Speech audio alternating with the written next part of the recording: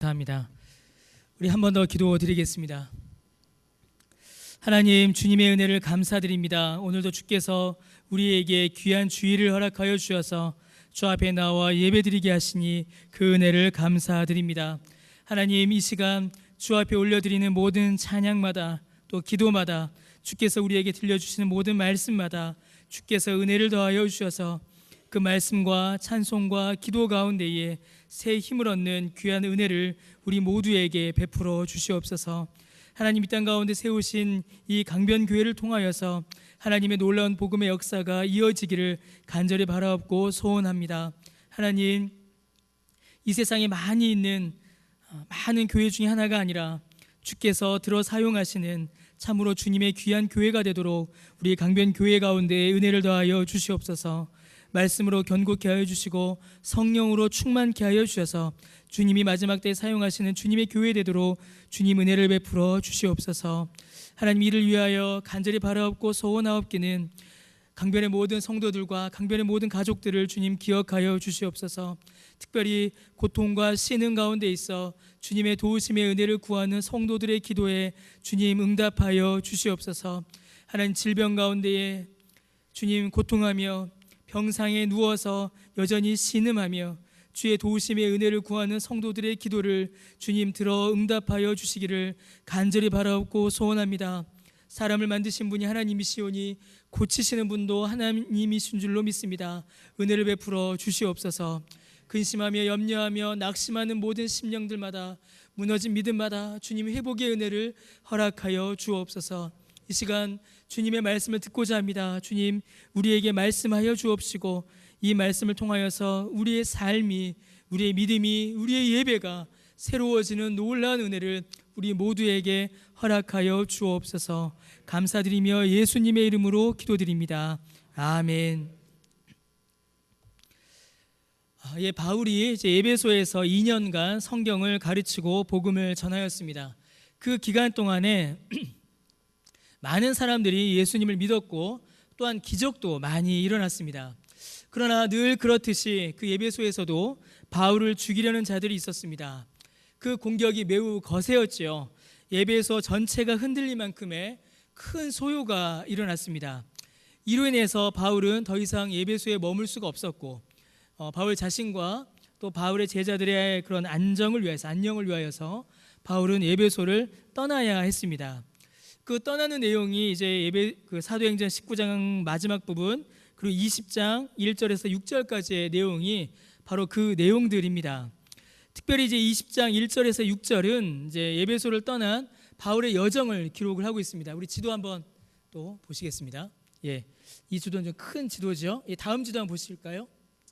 이게 이제 지금 이제 바울의 지금 3차 전도, 우리가 벌써 3차 전도 여행입니다. 모르셨죠? 바울의 여정입니다. 바울이 지금 이제 여기 나타났네요. 에베소에서 이제 박해를 당하여서 이제 떠납니다. 떠나서 마게도냐를 지나서 그리스까지 오게 되죠. 근데 바울의 원래 계획은 여기에서 바로 이 안디옥 수리아로 돌아와서 예루살렘에 들렸다가 로마로 가는 게 원래 바울의 계획이었습니다. 근데 바울의 계획은 이제 그대로 이루어지질 않습니다. 에베소에서 이제 큰 일을 당하고 마게도냐를 지나 그리스로 왔다가 다시 이제 돌아갑니다. 다시 돌아가서 도보로 이렇게 다시 에베소로 돌아오게 되죠. 그래서 에베소를 지나서 배를 타고 이렇게 돌아가는 그런 여정이 이루어집니다. 그러니까 에베소 그리고 이 중간쯤 여기가 이제 드로아인데요. 바울이 이제 드로아에 이렇게 머물게 되는 겁니다. 제가 아주 간략하게 지금 바울의 이 여정을 지금 설명을 드렸습니다.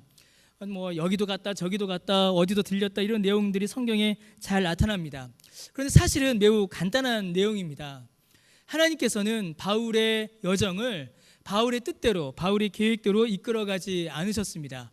하나님께서는 이제 바울이 예루살렘을 거쳐서 로마로 가려고 하였던 바울의 의도, 바울의 계획을 하나님께서는 잠시 미루셨습니다. 그 일을 이제 천천히 나중에 일어나게 하셨지요. 왜냐하면 바울이 가야 할 곳, 바울이 만나야 할 사람들이 있었기 때문입니다. 바로 이 드로아입니다. 하나님께서는 바울이 드로아에 들려서 유두고를 만나기를 원하셨고 하나님께서는 그렇게 되도록 바울의 여정들을 인도하시고 이끌어 가셨습니다. 누가 역시도 이 드로아에서 있었던 많은 일들 중에 특별히 이 유두고의 사건을 기록을 하고 있습니다. 이 본문은 이 유두고의 사건, 드로아 교회에서 있었던 이 일이야말로 참으로 하나님께서 계획하신 일이요, 뜻하신 일이요, 아주 중요한 사건임을 우리에게 다시 한번 보여주고 있는 것입니다. 바울이 그러한 여정들이 이제 잘못되고 또 꺾이고 하다가 드로아에 도착하였습니다. 드로아에 도착한 바울은 그곳의 성도들과 함께 예배를 드렸습니다. 우리가 읽은 이 본문을 보게 되면 우리는 그 당시 드로아와 그 주변에 있었던 초대교회의 모습들을 몇 가지를 우리가 살펴볼 수가 있습니다. 7절 말씀을 보시면 드로아의 성도들은 그 주간의 첫날에 모였다라고 이렇게 기록이 되어 있습니다. 곧 주일에 모였다라는 것이죠. 지금 우리가 주일에 모여서 기도하듯이 이 초대교회 성도들 역시도, 초대교회 역시도 주일에 모여 하나님께 예배 드렸습니다. 주님의 고난과 부활을 감사하고 기념함으로 주님이 부활하신 이 주일에 성도들이 함께 모여 예배한 것입니다. 더하여 성도들은 떡을 떼고 바울의 설교를 들었다라고 성경은 기록하고 있습니다. 곧 말씀의 강론과 성례가 예배의 중심이었음을 우리에게 보여줍니다. 주일에 함께 모여 하나님께 드리는 이 예배는 주님의 고난과 부활을 기념하고 감사하며 그 은혜를 누리는 그 성찬이 아주 중요한 한 부분이었고, 더하여 주님의 복음과 성경의 교훈을 풀어 깨닫는 말씀의 강론이 또 하나의 아주 중요한 내용이었습니다. 성례와 말씀, 이 두 가지가 초대교회 이래로 우리가 드리는 예배의 원형이며 본질입니다. 지금 우리에게도 동일하게 적용되는 원리이지요.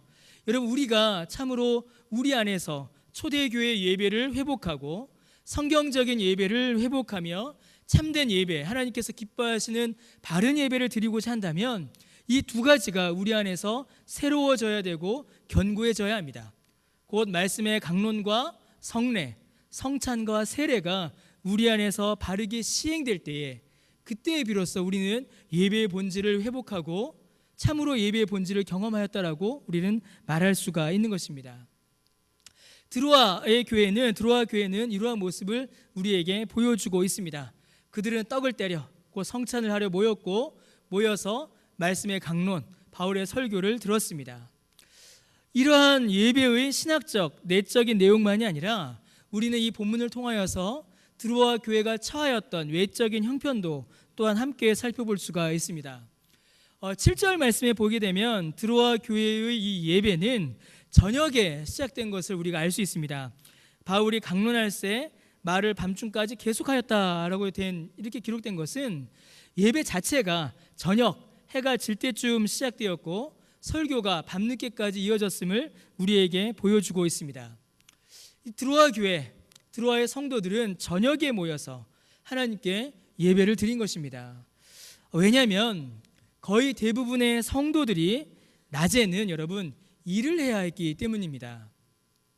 당시 그리스도인들은 부유한 사람들이 아니었습니다. 물론 그 중에는 부유한 사람들이 한두 사람은 있었지만 거의 대부분의 그리스도인들은 다 가난한 사람들이었습니다. 더하여 그들 중에 일부는, 상당수는 심지어 노예와 종이었습니다. 누군가의 밭에서, 누군가의 집에서 일을 해야 하는 사람들이었고 노예로, 종으로 자기의 자유를 누리지 못하던 사람들이 바로 그리스도인들이었습니다. 그들은 낮 시간을 자신을 위하여 사용할 수 없었습니다. 그들의 낮 시간은 그들의 주인을 위하여, 그들이 섬기는 자들을 위하여 사용하여야 했고, 낮에는 열심히 일을 해야 했으며 밤이 되어서야 자신들의 지친 몸을 이끌고 하나님께 예배드리기 위하여 그 은혜를 사모하여 주 앞으로 나아온 것입니다. 낮에 일하고 그 지치고 고난 몸을 이끌고 주께 예배드리려고 그 밤에 하나님 앞에 나온 것입니다. 오늘 또 본문에서 볼 수 있는 것은 성도들이 모임의 장소가 어디서 모였는지를 또한 우리는 볼 수가 있습니다. 지금 성도들이 모인 곳은 2층 다락이다라고 이렇게 기록이 되어 있습니다. 지금 이 교회가 회집하는 곳은 복음의 은혜에 감사하여 자신의 집을 성도들이 모여 예배할 수 있는 장소로 제공했을 누군가의 집의 아마 다락이었을 것입니다. 또 그림 한번 보여주시겠어요? 이게 이제 1세기 이제 이스라엘의 집입니다. 이게 좀 잘라냈죠. 1층에는 뭐 가축도 있고 주방도 있고 일을 하고요. 2층이 이제 거실도 있고 침실도 있는 이스라엘의 집입니다. 다음 사진이요. 이거는 이제 아마도 지금 드로아 교회가 모였던 그런 장소가 아닐까라고 추측하는 그림입니다. 이스라엘하고 비슷하죠. 1층에서는 이제 넓은 마당도 있고요. 뭐 주방 같은 것도 있고요. 사람들의 침실과 거실은 2층에 있습니다. 그런데 오늘 본문에 보면 2층 다락에 모였다라고 이렇게 기록이 되어 있습니다. 여러분 집의 구조를 보시면 저쪽 지붕이 보이시죠? 그 지붕 밑에 뭐가 있을까요? 다락이 있었던 겁니다. 그런데 이 다락은 지금 우리가 생각하는 다락과는 좀 다릅니다. 이 당시의 다락은 매우 넓고 상당한 공간이었을 것으로 우리가 추측할 수가 있습니다. 그래서 많은 학자들은 지금 이 드로아의 성도들이 모여서 예배드리고 있는 이 장소, 이 집은 아마도 매우 큰 집이었을 것이다 라고 이렇게 추측을 합니다. 그래서 다락이지만 원래 다락이 넓지만 그래도 성도들이 모여서 함께 예배할 수 있을 만큼의 공간, 그리고 그 다락에 창이 있어서 밖을 볼 수 있을 정도로 이렇게 지어진 공간이 아니었을까 이렇게 추측을 합니다. 그래서 나중에 유두고가 떨어져 죽었을 때 성경은 3층에서 떨어졌다라고 기록을 합니다.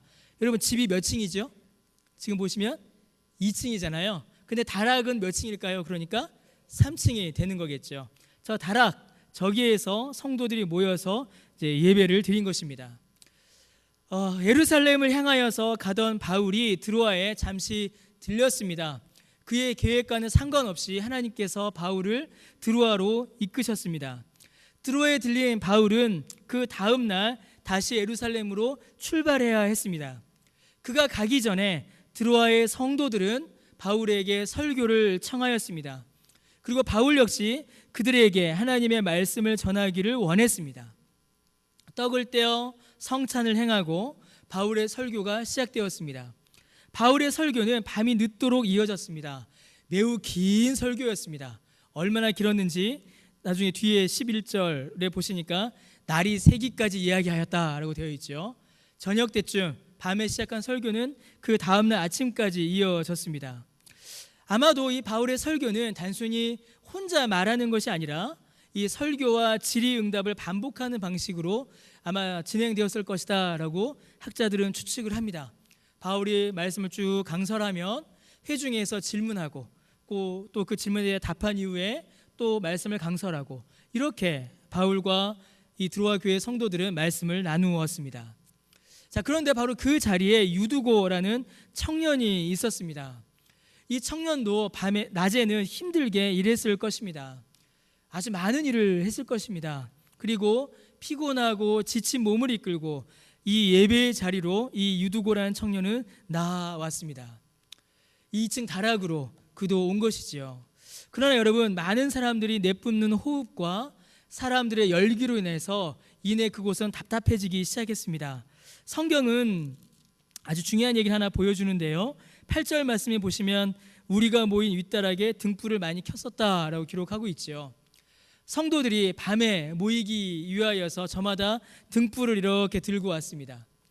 그리고 그 다락에도 어둠을 밝히기 위한 등불들이 켜져 있었습니다. 여러분, 등을 이렇게 기름이죠. 기름을 떼니까요 어떻게 될까요? 산소가 부족해지기 시작했습니다. 사람들의 호흡, 이산화탄소가 점점 차기 시작했고 열기가 차기 시작했고 등불들에서 가스가 나오기 시작했습니다. 어떻게 됐을까요? 점점 우리도 자주 겪는 일이시지 않습니까? 우리도 자주 겪고 종종 겪는 일이죠. 여름보다 겨울이 더 졸리죠. 여러분 그렇지 않으십니까? 여름보다 겨울이 더 졸립니다. 이게 난방기를 떼게 되면 이게 산소가 부족해져서 더 졸리게 되죠. 그런 일을 지금 유두고가 겪기 시작했습니다.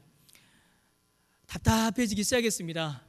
몸은 피곤하고 지치고 고난 몸을 이끌고 왔고 산소는 부족해지고 사람들의 열기는 뿜어져 나오고 그 자리에서 설교는 끝날 줄 모르고 유두고가 졸기 시작했습니다. 졸다가 유두고가 결심을 한 거죠. 이래서는 안 되겠다. 그래도 하나님의 말씀을 듣기 위해서 유두고가 창가에 걸터 앉았습니다. 아까 보셨던 그 집의 다락, 그 다락의 창에 걸터 앉은 것이죠. 맑은 공기를 마시면 잠이 깨고 설교를 더 잘 들을 수 있을 것이다 라고 생각한 것입니다. 설교를 잘 듣기 위해서 그는 자리를 옮겨서 창가에 걸터 앉았습니다. 그러나 그 밤 공기도, 그 차가운 밤 공기도 이 피곤을 이길 수가 없었습니다. 그만큼 유두고가 몸이 피곤했던 것입니다. 바울의 설교는 끝나지 않았습니다. 사람들은 바울의 설교를 그만 들을 생각이 없었습니다. 계속하여 질문하였습니다. 바울 역시 설교를 끝낼 생각이 없었습니다. 바울 역시도 계속 질문에 답하였고 하나님의 말씀을 풀어 설명하였습니다. 여러분, 얼마나 이 시간이 귀했겠습니까? 교회의 교사이자 하나님의 말씀의 사도이자 성경의 기록자인 바울이 교회를 찾아왔으니 이 성도들 마음속에 얼마나 말씀에 대한 사모함이 컸겠습니까? 얼마나 물어보고 싶은 게 많았겠습니까? 아마 저도 만약에 그 자리에 있었다면 바울을 안 보냈을 것 같습니다. 얼마나 물어보고 싶고 궁금한 게 그들이 많았겠습니까? 그들은 바울을 붙잡고 계속 질문하였고 바울은 계속 설교하였습니다. 여러분, 이 세상에서 가장 무거운 것 중 하나가 무엇인지 아십니까? 그렇죠. 왜 이렇게 잘하세요? 정말 잘하십니다. 근데 그냥 눈꺼풀 하시면 안 되고요. 졸릴 때 눈꺼풀이죠. 졸릴 때 눈꺼풀. 정말 모든 힘과 노력과 정성을 다하여 정신을 집중하여도 절대 들리지 않는 것 중에 하나가 졸릴 때의 눈꺼풀입니다. 가장 무거운 게 눈꺼풀이에요. 지금 유두고가 그 무게에 짓눌리고 있는 겁니다.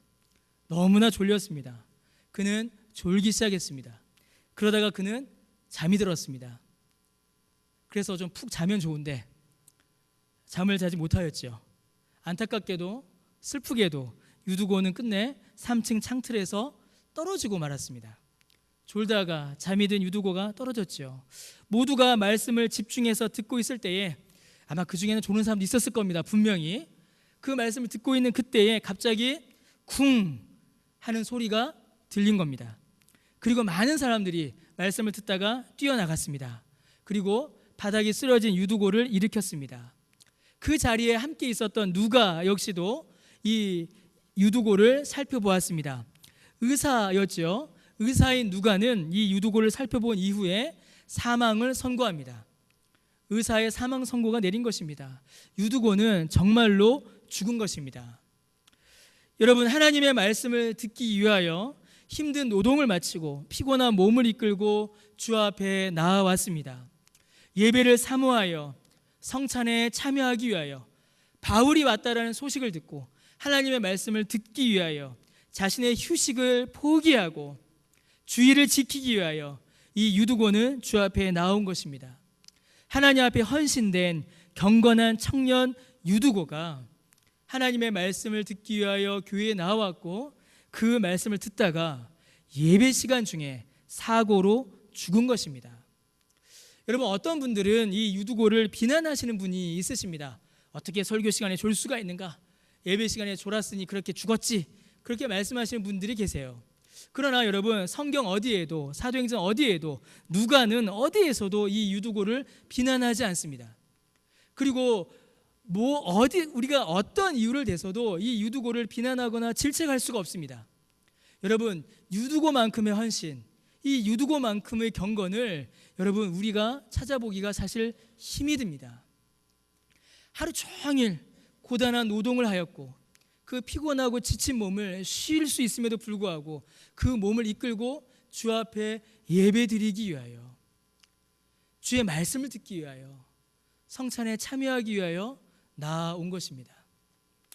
사랑하는 성도 여러분, 예배 시간에 졸릴 수 있습니다.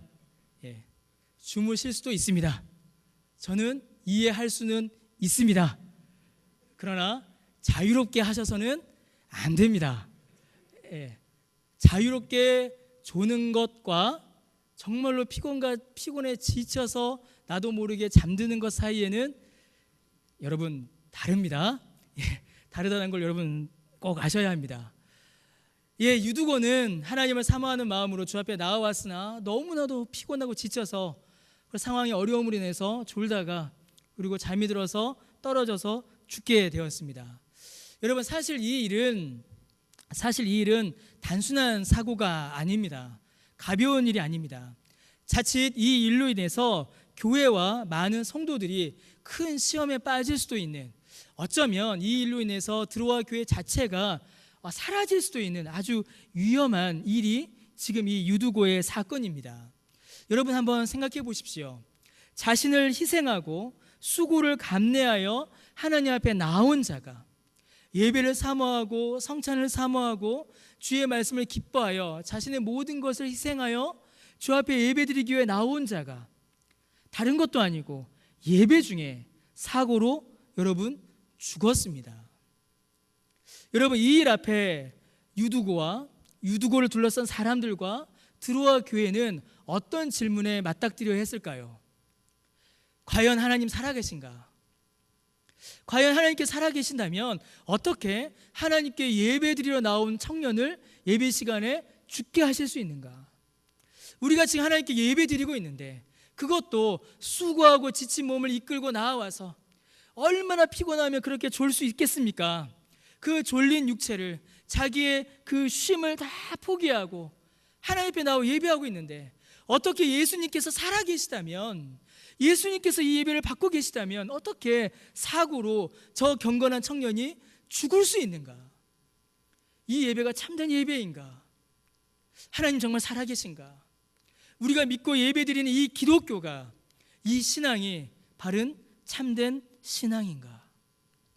여러분, 그러한 질문들, 그러한 의문들을 지금 드로아 교회 성도들은 지금 맞이하고 있는 것입니다. 아주 짧은 순간이지만 그 짧은 순간에 이 모든 사람들은, 이 성도들은, 드로아 교회 성도들은 신앙의 본질에 대하여 질문해야 했습니다. 사랑하는 성도 여러분, 우리도 이와 동일한 질문 앞에 서게 됩니다. 우리도 동일한 질문 앞에 서게 되죠. 사랑하는 성도 여러분, 왜 우리는 지금 하나님께 예배를 드리고 있습니까? 여러분들은 지금 왜 하나님께 예배 드리고 계십니까? 여러분, 우리가 드리는 이 예배는 무엇을 위한 것이며 이 예배를 통하여서 도대체 우리는 무엇을 얻고 있습니까? 유두고만큼은 아닐 수 있습니다. 그러나 우리 개개인은 전부가, 여기에 계신 여러분 전부는 모두가 다 예배 드리기 위하여, 예배에 참여하기 위하여 전부 손해를 감수하신 분들입니다. 어떤 분들은 작게, 어떤 분들은 크게 저마다의 손해를 감수하고 인내하며 주 앞에 나온 분들이시죠. 육체의 쉼을 포기하신 분들입니다. 친구들과의 사귐을 양보한 분들이세요. 만약에 사업과 장사를 하신 분들이라면 오늘 하루의 이익을 포기한 분들이시고, 학생들이라면 한 자라도 더 공부할 수 있는 그 시간을 포기하고 주 앞에 나온 것입니다. 그런데 여러분, 하나님 앞에 나와 예배드리는 이 예배를 통하여서 우리가 그렇게 많이 손해를 보고 포기하고 양보하고 인내하여 주 앞에 나와 예배드렸는데, 그렇다면 여러분, 이 예배를 통하여서 도대체 여러분들은 무엇을 얻고 계십니까? 여러분, 이 예배를 통하여서 여러분들은 무슨 유익을 얻으십니까? 여러분, 유익은 고사하고 유익은 넘어가고요. 여러분, 하나님께 예배 드리는데, 열심히 주님의 교회와 하나님의 나라를 섬기는데, 주의 복음을 위하여서 나의 삶을 드렸는데 유익이 아니라 때로는 우리의 상황이 더 나빠질 때도 있습니다. 유두고처럼 하나님 앞에 경건히 나왔는데 떨어질 때가 있고, 상처받을 때가 있고, 큰 병에 걸릴 때도 있다라는 것입니다. 여러분, 드로아 교회의 성도들이 당면하였던 신앙의 본질에 대한 그 질문은 지금도 우리에게 동일하게 주어지고 있습니다. 하나님 살아계시다면 어떻게 하나님께 예배드리는 우리가 이렇게 될 수 있는가? 참으로 이 예배를 하나님께서 받으신다면 주 앞에 나와 예배드리는 우리에게 하나님께서 복을, 선물을 막 부어주시는 못할 망정 어떻게 우리는 계속 아프고 실패하고 낙심하는 일들이 계속 이루어질 수 있는가? 그럼에도 불구하고 왜 우리는 또다시 지금 이 시간에 하나님께 예배를 드리고 있는가? 그 질문을 우리는 받게 되는 것입니다. 그 질문 앞에 우리는 서게 되는 것이죠. 여러분, 버릇처럼 예배한다, 버릇처럼 예배드린다라는 말을 합니다. 습관적으로 예배드린다라는 말을 해요. 제가 예전에는 전도사 때는 정말로 습관적으로 예배드릴 수 있다라고 생각을 했었습니다. 그런데 아닙니다. 결코 습관적으로 예배드릴 수 없습니다. 여러분, 우리의 습관은 결코 경건한 방향으로 나아가지 않습니다. 우리의 습관과 우리의 버릇은 하나님을 향하여 나아가기보다는 세상과 죄를 향하여 나아갑니다. 우리의 습관이 경건을 향하여서 결코 발전할 수가 없습니다. 그럼에도 불구하고 우리는 이 자리에 앉아서 정말 마치 습관처럼 하나님께 또 예배드리고 있는 것입니다. 무엇 때문에, 무엇을 위하여 지금 우리는 이 자리에 앉아 있는 것입니까? 여러분, 좀 더 본질적으로 질문을 바꾸어 말씀드린다면, 하나님께서는 도대체 무슨 은혜를 우리에게 주시려고 우리를 이 예배의 자리에 불러 모은 것일까요? 왜 하나님께서는 도대체 우리에게 무엇을 주시려고 우리를 이 자리에 모아놓은 것일까요? 사랑하는 성도 여러분, 바울은 지금 드로아 교회는 지금 개인의 신앙과 교회의 위기 앞에 놓여져 있습니다. 바로 그때에 하나님께서는 바울을 통하여 예배에 대한 엄청난 회의와 의심 앞에 있는 바울에게, 그리고 드로아 교회에게 너무나도 놀라운 복음과 예배의 능력을 증거하고 계십니다. 하나님께서는 이 일을 통하여서 하나님께 드리는 이 예배가 무엇인지, 이 예배를 통하여서 우리가 무엇을 얻을 수 있는지를 우리 모두에게 보여주고 계신 것입니다. 사랑하는 성도 여러분, 우리가 사도행전 20장 7절에서 12절까지의 말씀을 읽었습니다. 오늘 우리가 읽은 이 본문을 자세히 살펴보게 되면 뜻밖에도 그 안에 매우 놀라운 구조를 발견할 수가 있습니다. 누가께서 일부러 의도하여서 그렇게 기록했는지 안 했는지는 알 수가 없습니다. 그러나 오늘 본문을 좀 자세히 살펴보게 되면 이 본문 자체가 아주 놀랍게 짜여져 있는 것을 우리가 볼 수가 있습니다. 우리 그림 한번 보여주시겠어요? 예. 여러분, 이 그림이 우리가 읽은 본문 사도행전 20장 7절에서 12절을 이제 내용별로 이렇게 구조화를 한번 나누어 본 겁니다. 여러분, 성도들이 떡을 떼려고 모였습니다. 그리고 말씀을 나누었지요. 성찬과 말씀이 펼쳐집니다. 하나님께 드리는 예배가 시작된 겁니다. 그리고 마지막에도 떡을 떼고 말씀의 강설이 있습니다. 성찬과 말씀이 있는 것이죠. 그리고 그 사이에, 그 가운데에 누가 있냐면 비참한 유두고가 있습니다. 피곤하고 졸리고 결코 이길 수 없는 비참함인 죽음을 겪은 유두고가 있고, 그 유두고를 바울이 만납니다. 바울이 유두고를 만남으로 인하여서 유두고는 부활을 경험합니다. 그리고 이 모든 일들을 통하여서 12절 말씀에 보면 청년 유두고가 살아나고 교회가 큰 위로를 받았다라고 설명합니다. 사랑하는 성도 여러분, 이 모든 일들이 지금 어디에서 일어난 일일까요? 이 모든 일들이 지금 언제 일어나고 있는 일일까요? 이 모든 일들이 지금 예배 가운데 이루어지고 있는 일입니다. 지금 본문은 여러분 예배 중에 일어난 사건입니다.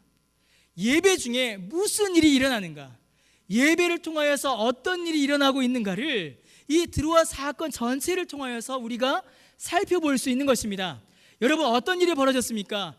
예배 중에 성찬을 행하고 주의 말씀을 나누었으며 비참한 유두고가 그 예배 가운데로 나아왔고, 그 비참한 유두고에게 주님의 복음이 전하여졌으며 죽었던 유두고가 살아나는 놀라운 역사가 이 예배 가운데 이루어진 것입니다. 여러분, 다음 그림 보여주시겠어요? 여러분, 성찬은 그리스도의 몸과 그리스도의 피를 믿음으로 먹고 마시는 것입니다. 성찬을 통하여서 그리스도께서 베푸신 구속의 은혜와 우리에게 주신 그 생명의 은혜를 맛보아 알게 되고 실제로 경험하게 됩니다. 바울이 말씀을 전하였지요. 바울이 전한 말은 바울 개인의 말이 아니었습니다. 바울이 전한 말은 예수 그리스도와 예수 그리스도의 복음이었습니다. 성찬과 말씀으로, 그리스도의 성찬과 그리스도의 말씀으로 예배가 시작되고 예배가 마칩니다. 그리고 그 한가운데에 유두고 곧 비참한 인간이 초청을 받은 것입니다. 여러분 보십시오. 양쪽에 그리스도의 성찬과 그리스도의 말씀이 있고 그 한가운데에 비참한 인간 유두고가 부름받아 그 안으로 들어온 것입니다. 여러분 지난주 우리 오후에 성경 공부 때 나누었던 말씀인데 여러분 혹시 기억하실지 모르겠습니다. 하나님께서 우리에게 구속의 은혜를 실제로 누리도록 베푸시는 은혜의 방편이 두 가지가 있습니다. 그것이 무엇인지 혹시 기억나십니까? 지난주 오후에 들으셨던 분들은 성례와 말씀입니다. 하나님께서는 우리 주님께서 베푸신 구속의 은혜를 우리가 실제로 누릴 수 있도록 말씀과 성례를 통하여서 이 은혜를 우리에게 베푸십니다. 여러분 보십시오. 주님께서 우리에게 베푸시는 은혜의 방편인 성례, 성찬과 말씀이 예배 가운데 이루어지고 그 예배 한가운데에 비참한 인간을 부르셔서 그에게 복음을 주시고 그에게 구원을 주시고 그 모든 회중들을 위로하여 주시는 것입니다. 다음 그림 보여주시겠습니까? 그게 예배입니다. 여러분 이게 예배입니다. 다른 게 예배가 아닙니다. 여러분 예배는 이겁니다. 비참한 자를, 죄 가운데 있는 자를, 지치고 쓰러진 자를, 곤고한 자를, 낙심한 자를, 죄와 심판과 저주 가운데 무너져서 조금도 그 영혼의 소망과 희망을 경험할 수 없는 자를 주께서 은혜 한가운데로 부르시는 것입니다. 은혜의 한자리로 초청하시는 것입니다. 한가운데 앉히시는 거예요. 하나님께서 그 은혜의 자리 한가운데에 비참한 자를 부르셔서 성찬으로 말씀으로 그에게 은혜를 쏟아부어 주시는 것입니다. 복음을 쏟아부어 주시는 것입니다. 그리하여 그 복음으로 말미암아 넘어진 자가, 쓰러진 자가, 비참한 자가, 죽었던 자가 새로이 회복되고 새로운 생명을 얻는 구원과 위로의 은혜를 베푸시는 것, 여러분 그것이 바로 예배입니다. 여러분 이게 예배입니다. 다른 게 예배가 아닙니다. 여러분 예배가 무엇입니까? 라고 우리가 질문할 수 있습니다. 여러분 우리가 왜 예배 드립니까? 라고 우리가 질문할 수 있습니다. 여러분 예배가 무엇입니까? 우리가 왜 예배 드립니까? 바로 이겁니다. 하나님께서 성찬을 통하여, 하나님께서 말씀을 통하여 우리에게 복음을 주실 때에, 우리에게 은혜를 베풀어 주실 때에 넘어진 자가 일어나고 쓰러진 자가 회복되며 죽었던 자가 살아나는 그 구원과 회복의 은혜를 받아 누리는 것, 그 은혜의 통로, 그 은혜가 이루어지는 역사의 장, 그곳이 바로 예배인 것입니다. 이 시간에 이곳에서 이 예배를 통하여서 하나님께서 우리에게 이 은혜를 부어주시는 것입니다. 사랑하는 성도 여러분, 유두고, 오늘 유두고를 살펴보았습니다. 그 유두고의 이름을 지우시고 그 이름에 여러분의 이름을 한번 적어보십시오. 유두고의 이름을 지우시고 그 자리에 여러분의 이름을 넣으셔서 성경을 한번 읽어보시길 바랍니다. 여러분, 유두고 지친 사람입니다. 힘든 사람입니다. 그러나 하나님의 은혜를 사모하는 사람입니다. 예수 믿기 어려운 그 어려운 상황 가운데서도 예수님 믿어서 그 은혜 사모하여 주 앞에 나온 사람입니다. 사랑하는 성도 여러분, 유두고를 통하여서 우리를 볼 수가 있습니다. 우리 자신을 볼 수 있습니다. 여러분, 지치고 쓰러지고 낙심하고 절망한 우리를 볼 수 있습니다. 죄 가운데 허덕이며 죄의 짐을 벗지 못하고 죄와 사망의 저주 아래에 묶여있는 우리를 이 유두고를 통하여서 볼 수 있습니다. 사랑하는 성도 여러분, 하나님께서 유두고를 그 은혜의 자리로 부르셨듯이 오늘 우리도, 오늘 저와 여러분도 이 은혜의 자리로 우리를 불러 모으십니다. 이 은혜의 자리 한가운데로 우리를 부르십니다. 비참한 자가, 곤고한 자가, 죽을 수밖에 없는 자가 예수님을 만나고 그분의 은혜 안으로 들어가 새로운 생명을 얻도록, 위로를 얻도록, 격려를 얻도록, 새 생명으로 살아가도록 우리를 부르시고 그 은혜를 충만히 우리에게 주시는 이 일이, 이 시간이, 이 사건이 바로 예배인 것입니다. 사랑하는 성도 여러분, 이것이 예배입니다. 여러분, 예배를 영어로 뭐라고 하는지 혹시 아십니까, 여러분? 한 번에 답이 나왔습니다. 서비스라고 하죠. 예배를 서비스라고 합니다. 서비스가 무슨 뜻이죠? 크게 말씀하셔도 됩니다. 지금 영어 시험 보는 거 아니잖아요. 틀려도 상관없습니다. 서비스가 무슨 뜻이죠? 봉사, 섬김, 그런 뜻이죠. 예배가 서비스입니다. 그러면 여러분, 누가 누구를 섬기는 것일까요? 이 예배 시간에요. 그 생각 한번 안 해보셨습니까? 예배는 서비스인데 과연 누가 누구를 섬기는 것일까? 여러분, 우리는 우리가 하나님을 섬기는 그 서비스로서의 예배를 생각합니다. 그래서 우리는 예배를 통하여서 주일날 교회에 와서 얼마나 우리가 하나님을 섬겼는가, 여기에 더 많은 관심을 갖게 됩니다. 그러나 여러분, 이 서비스의 방향은 조금 다릅니다. 여러분, 진정한 서비스, 진정한 섬김은 하나님께서 우리를 섬기시는 것입니다. 사랑하는 성도 여러분, 하나님께서 우리를 섬겨주십니다. 여러분, 예배는 하나님께서 우리를 섬기시는 하나님의 섬김이요, 하나님의 봉사요, 하나님의 은혜의 시간이 바로 이 예배인 것입니다. 여러분, 하나님께서는 예배를 통하여서 우리를 섬기십니다. 예배를 통하여서 우리를 도우십니다. 넘어진 자를, 약한 자를, 낙심한 자를, 지친 자를, 죽어가는 자를 다시 일으키시며 살리시는 하나님의 섬김이 바로 예배입니다. 말씀으로 우리를 섬기시고 성찬으로 우리를 섬기시며 기도로, 찬양으로 하나님께서, 삼위일체 하나님께서 우리를 섬기십니다.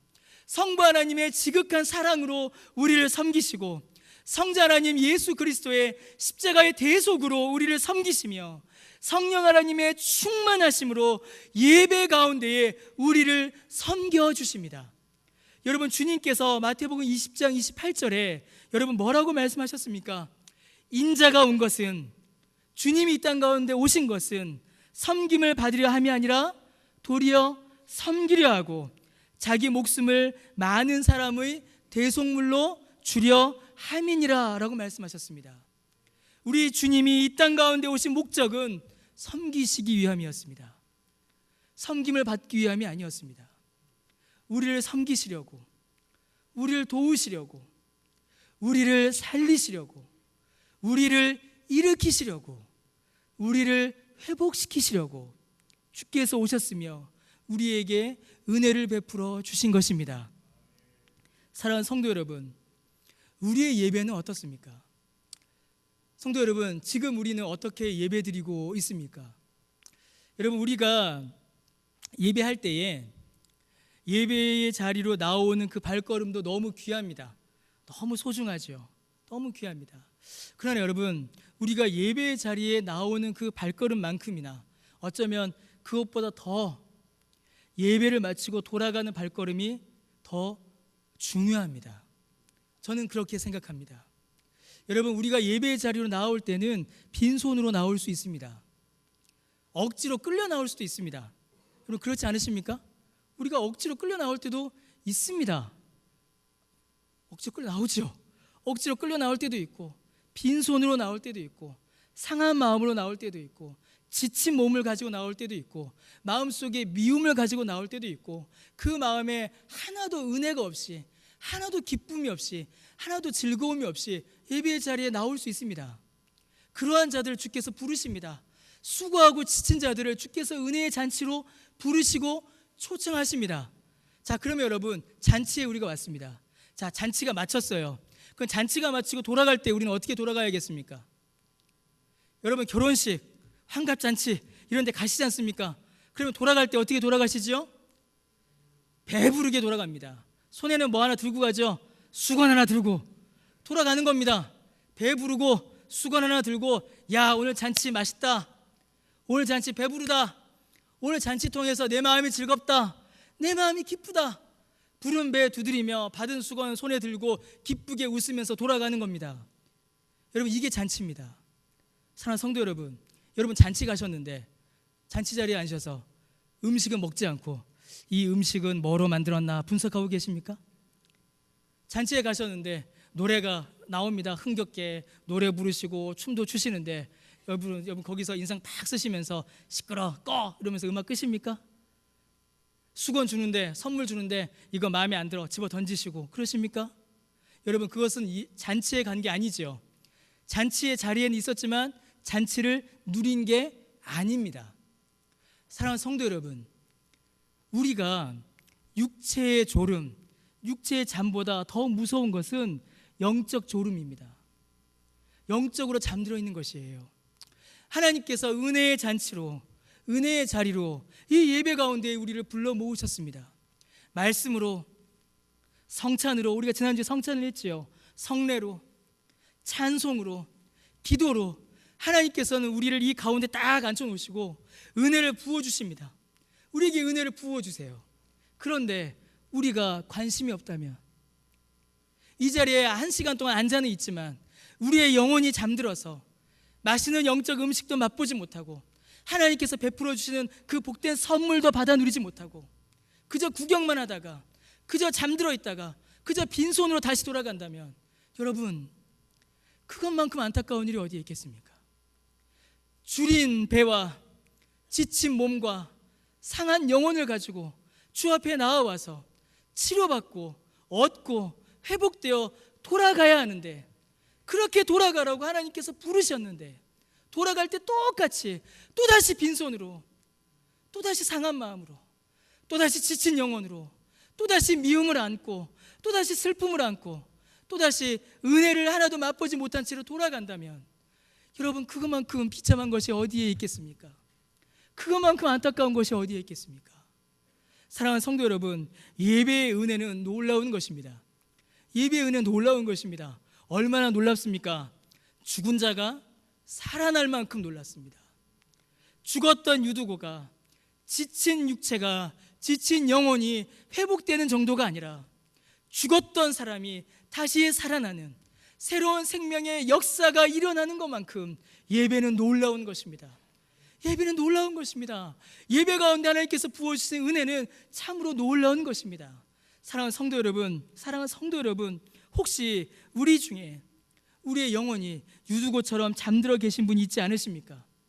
혹시 그 육체가, 그 마음이 유두고처럼 지치고 슬프고 낙심하여 쓰러진 분이 계시지 않으십니까? 여러분, 잠든 유두고를, 죽었던 유두고를 살리신 주님의 그 은혜가, 드로아 교회에 주어졌던, 드로아 교회에 충만히 임하였던 주님의 그 은혜가 오늘 주 앞에 예배드리시는 저와 여러분 우리 모두에게도 동일하게 충만히 임하시기를 간절히 주님의 이름으로 축원합니다. 주께서 말씀으로, 찬송으로, 기도로, 성찬으로 잠들어 있는, 지쳐 쓰러져 있는, 죽어 있는 저와 여러분의 영혼을 주께서 다시 일으켜 주셔서 새로운 생명을 주셔서 새로운 힘을 주셔서 다시금 이 세상 속에 나아가 그 영광의 능력으로 살아갈 수 있는 저와 여러분 되시기를 주님의 이름으로 간절히 축원합니다. 그래야 여러분, 우리의 예배가 살아있는 예배가 되기를 저는 늘 소원하고 그것을 놓고 기도합니다. 여러분 어떠십니까? 저는 예배 시작할 때가 되면 막 두근두근합니다. 그런 분 많으시죠? 두근두근합니다. 예배 시작이 되면 말도 잘 안 나와요. 누가 질문해도 대답도 잘 못합니다. 긴장이 됩니다. 설교가 긴장에 대해서 긴장이 되는 것도 있어요. 그러나 저는 이 예배가 너무 긴장이 됩니다. 예배를 앞두고 기대가 됩니다. 예배를 앞두고 가슴이 두근두근거려요.